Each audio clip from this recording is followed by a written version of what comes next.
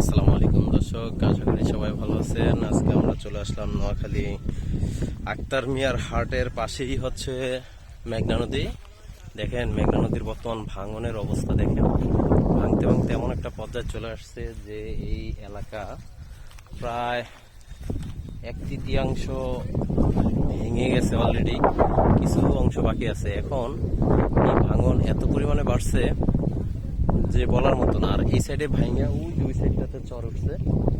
তো এখন বর্তমান সিচুয়েশন এতটাই খারাপ, এখানকার নদী এত উত্তাল থাকে।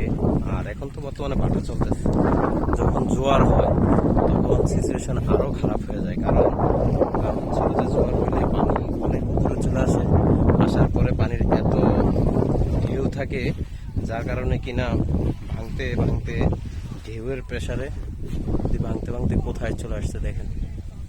এই যে এভাবে ভাঙতে ভাঙতে এদিক দিয়ে যা আছে এই সাইডটাতে সব, এগুলা একটা সময় আর এগুলাও থাকবে না, এগুলা একটা সময় থাকবে না নদীর ভাঙনের কারণে।